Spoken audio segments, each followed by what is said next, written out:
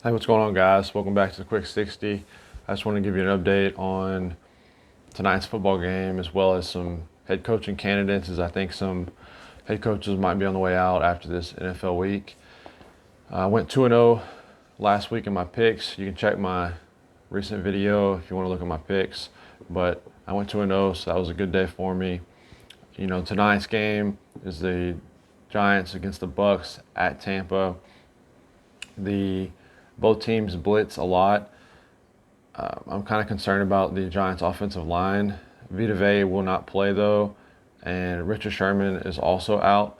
So we'll see what happens. Golladay should be coming back. I'm not going to bet on this game, but I think the Bucks should cover. I think they're favored by 11 right now. So we'll see what happens. It's kind of interesting to see if Tom Brady can hold up. He's up there in age, and there's an extra game this year as well.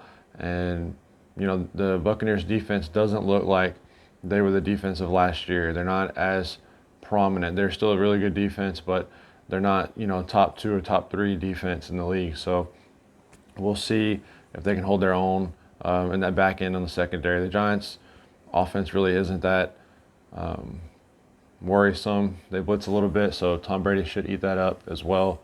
But coming into those playoff games against those NFC formidable opponents like the Packers and the Cardinals, the Rams, we'll see what happens with the Bucks. So right now I have my top candidates for the head coaching job for next year.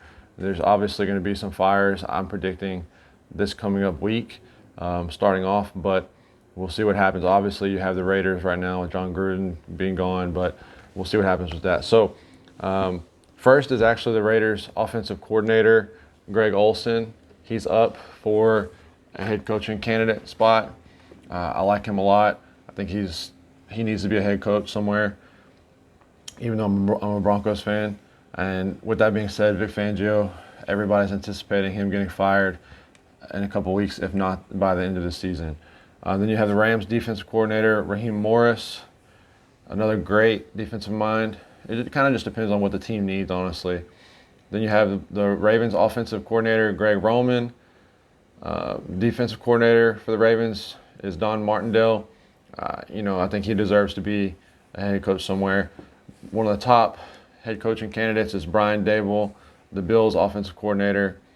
He's definitely going to get some interviews. He'll probably be a head coach by next year.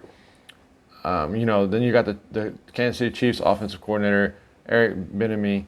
And I mean, I don't know, I wouldn't play the race card, but, he deserves a head coaching job somewhere. He's got interviews, and there's going to be an uproar if he's not a head coach by next year.